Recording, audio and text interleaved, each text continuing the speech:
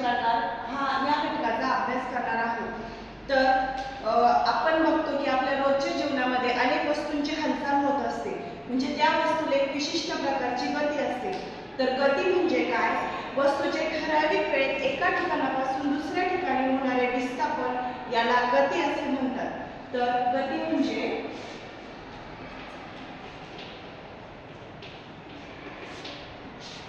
एखाद्या वस्तूचे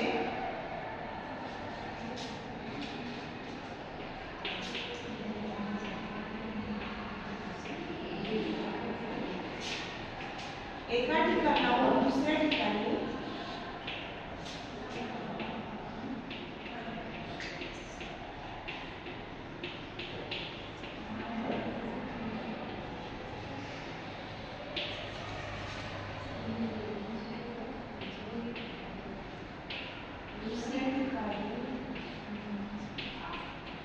एका ठराविक वेळेत होणारे विस्थापन म्हणजे गती।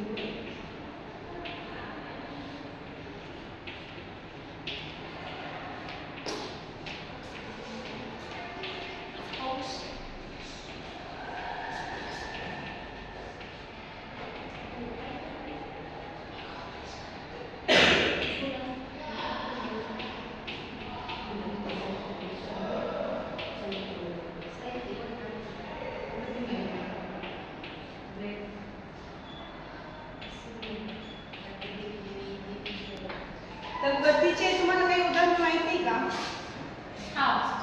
सांग बरं। फॅन फिरतो म्हणजे ती कोणती गती झाली? वर्तुळाकार। आपण बसमध्ये जात असताना झाडे आपले मागे पळताना दिसतं, म्हणजे आपण चाललेलो असतो, पण झाडे म्हणजे एक प्रकारची झाडांना गती प्राप्त होते आपल्याकडे। तर मग अशा प्रकारे गतीचे प्रकार पडतात,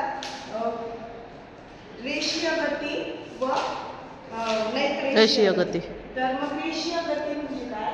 तर एका सरळ रेषेत एखाद्या वस्तूला जी गती प्राप्त होते ना त्याला रेषीय गती म्हणतात। व नैरेषीय गती म्हणजे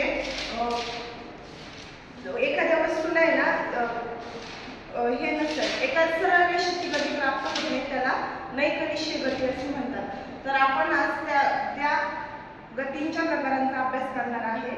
तर गतीचे प्रकार कोणते आपण बघू पहिले।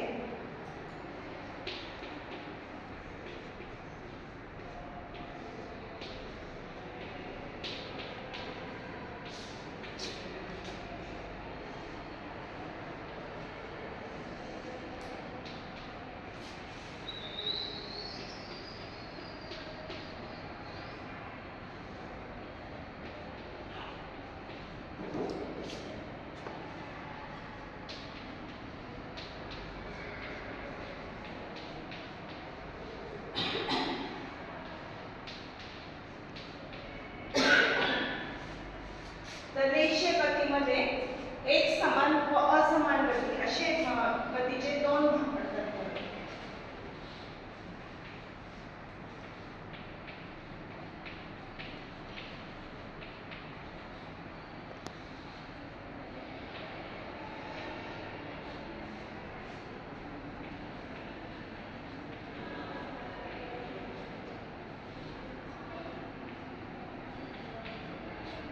आणि नैकरेषीयमध्ये गतीचे परत तीन प्रकार पडतात।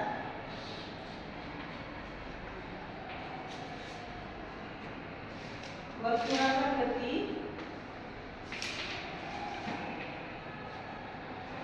यादृच्छिक गती व अनुरूप गती।